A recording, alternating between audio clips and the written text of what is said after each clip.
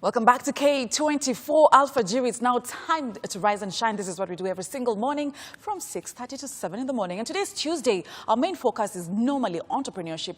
So we are going to be discussing social entrepreneurship and innovation. Joining me in this conversation is Mr. Albert Nashon. Karibu sana to K24 Alpha Jury. Thank you so much. Rise and shine. Rise and shine, absolutely.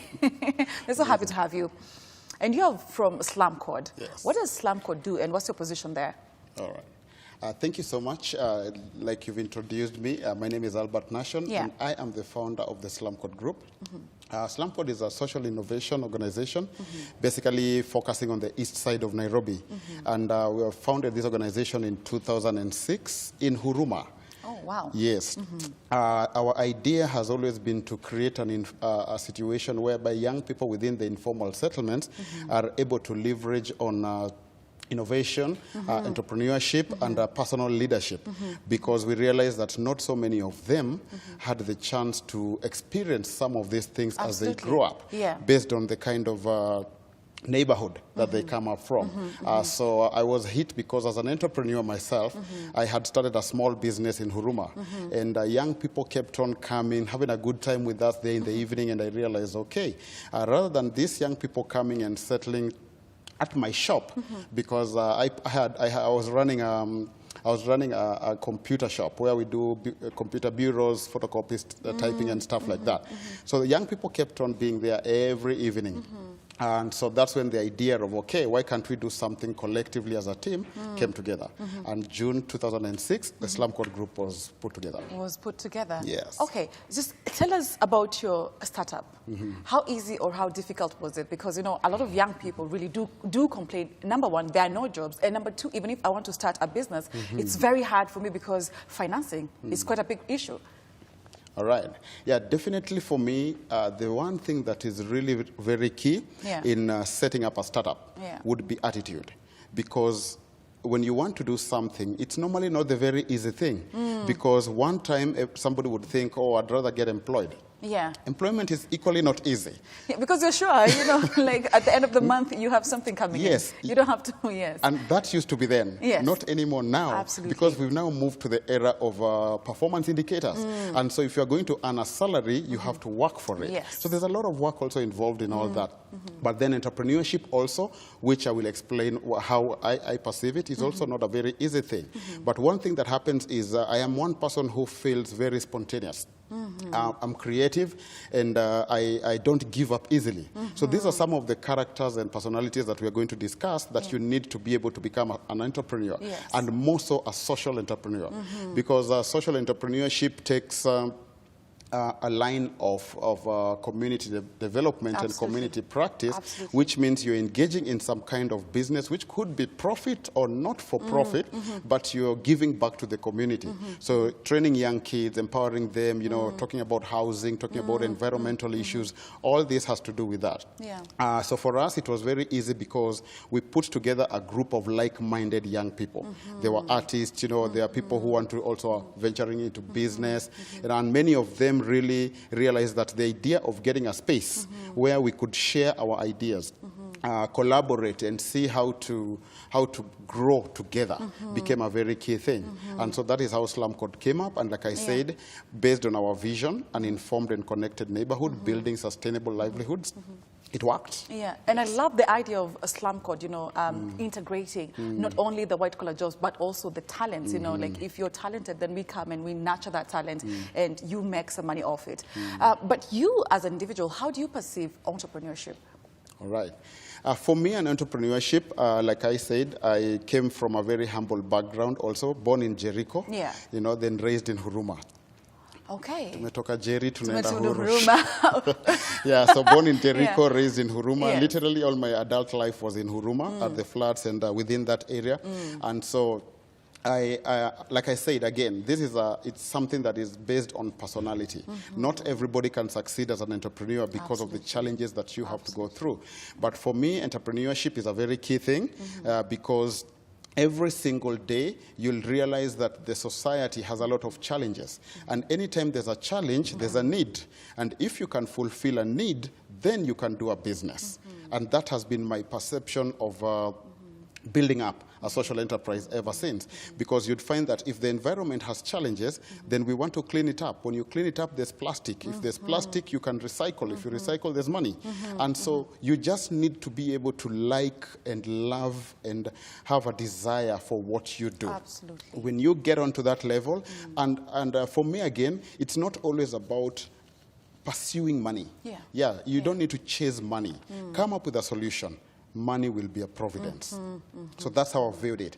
And I kept on telling all the young people that I work with, look at your talent, figure out what you're good at, just run after your passion.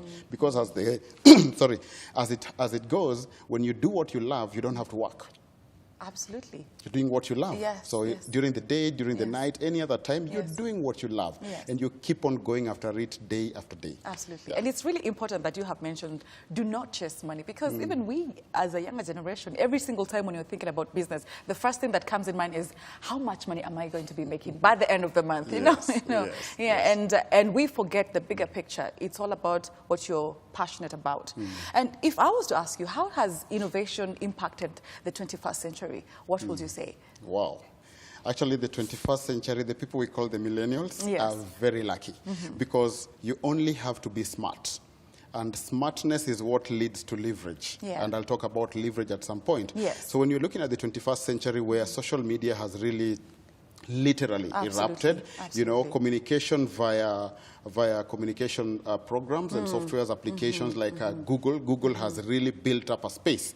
So for me, the 21st century is a very easy time to be able to focus on core subjects or products that build you. You know, some of us when we were growing up, we only knew of Yahoo.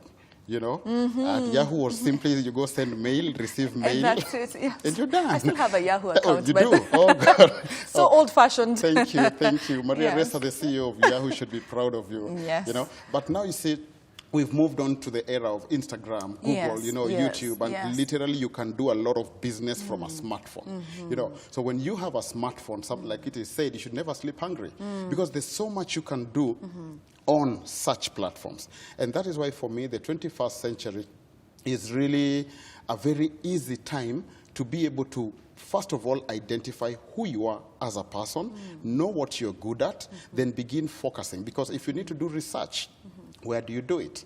Wikipedia is right there for you. Google search is right there for you. Google is your friend. Yes, exactly. Every day, very available. LinkedIn will connect you to people you've never met physically. You know, Facebook, if you know how to use it, you know, because I know young people sometimes spend a lot of time on social media. But if you do not really have a clear precision about what you want to achieve on social media, you know, I have a 13-year-old son, and I was telling him, when you're on Facebook, what do you do? Because he said he wanted to be an architect. And I'm like, so how many Facebook pages related to design and architecture have you found out? He was like, Dad, none. I'm like, then what do you do there?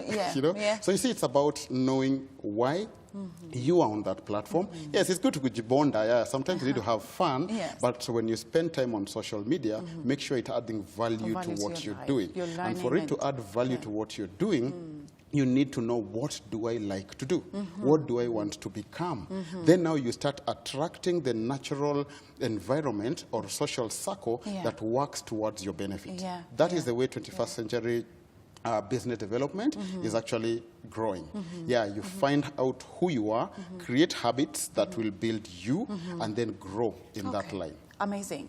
And a lot of young people will really like to get into online businesses. And I don't know what advice that you can give them and how to create and build a brand when it comes to online. All right. Online business, again, like I said, nothing is easy. Everything is exciting, I mean, but nothing is easy. Even online business, and I know people who do it and they really make a lot of money out of it because now PayPal has been integrated. You're able to receive your payment just like that, you know. But again, you have to offer quality.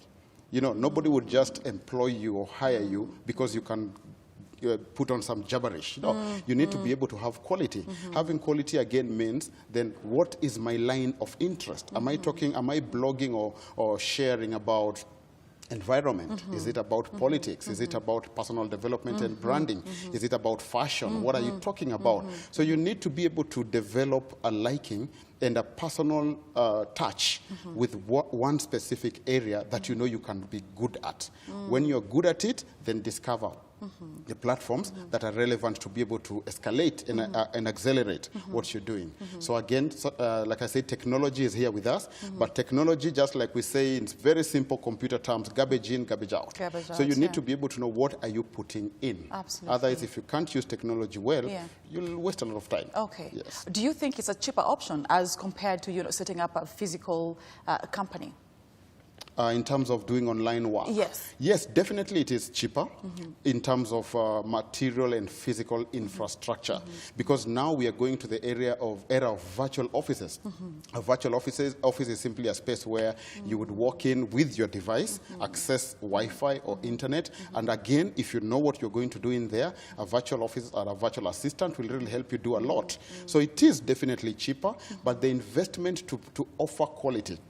Because again, when you go to a marketplace where everybody is there, then how do you distinguish yourself? What is the factor that separates you from everybody else? You must be able to have what we call a unique selling point. And so for you to develop a unique selling point, again, you must invest in you. Yourself. Yeah, so if you don't invest in yourself, you'll just be like everybody else. So it is cheaper, but you need to really spend much more building yourself as a person.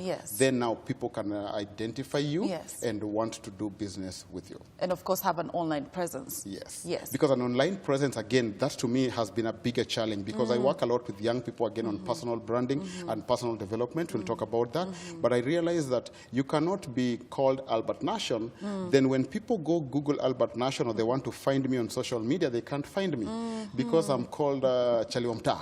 Chaliomta. Yeah, big shot papa. You get it? I love that. Yeah, even within your social media placements, you must maintain a brand. And to maintain a brand means, do you have a name that cuts across all the social media platforms?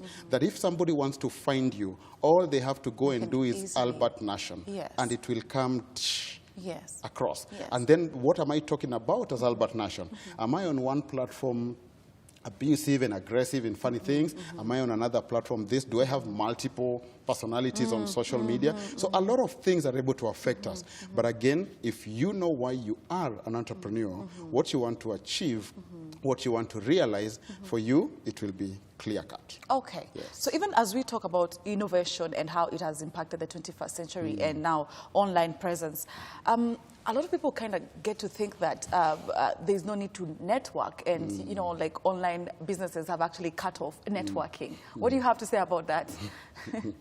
Even in families, let me start off with families. I believe online presence has affected even families. And that is why we have what we call netiquette. Netiquette is basically etiquette that is related to nets, being on the internet and stuff like that.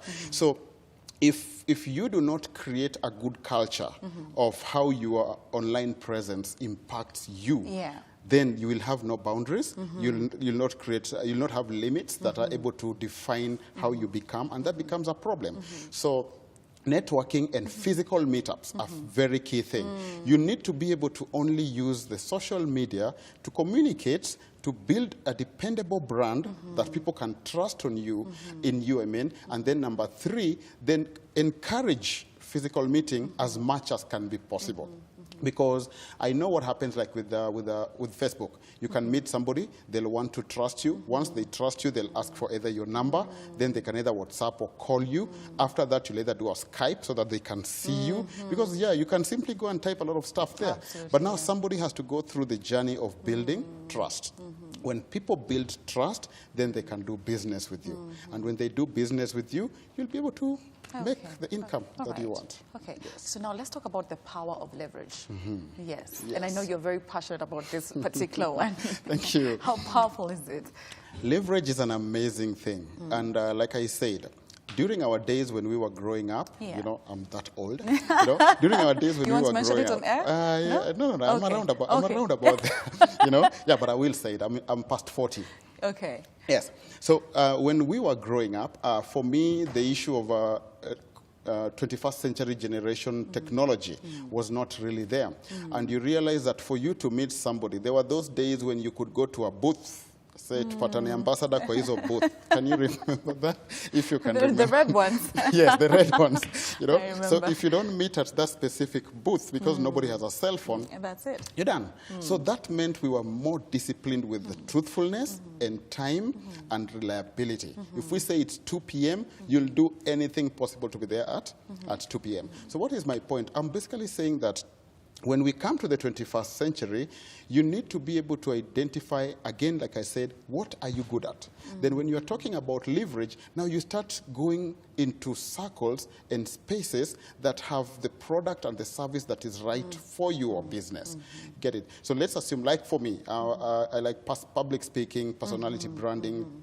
I'm an MC, you know, moderator for sessions and stuff like that. So anytime I'm on social media, I will be searching items and articles or YouTube videos or vlogs related to that. Yes. So that it can start building me. And so leverage becomes a very powerful thing because within the few minutes of your time on your mobile phone, if you have a smartphone, which again are very affordable nowadays, so nobody really has an excuse. So if you have your smartphone, all you have to do is search for the right content, because again, there's a lot of content online. So how do you know what content is right?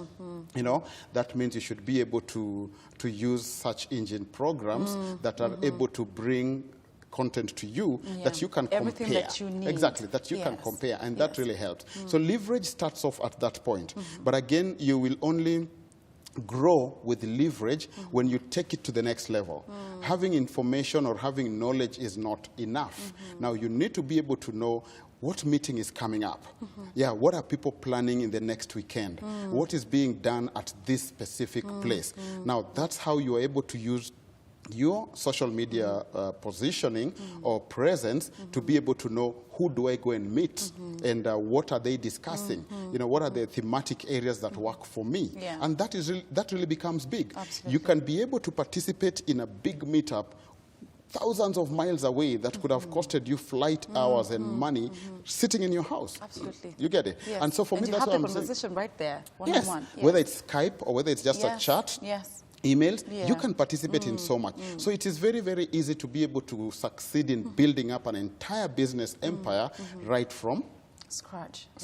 using leverage and stuff like that. People will trust you. Like recently, I just had a conversation with somebody. I went to Instagram, and again, I'm very passionate about March to Greatness. We'll talk about that. Talk about and it, I was looking for people who are hiking or in sports, just like I said. And so I go to Instagram and boom, I find this gentleman and he's talking about sports and motivation, and I just post something on his timeline, you know, and the person says, oh, by the way, I'll be in Kenya in 2 weeks. And I'm thinking, oh, just like that, you'll be here.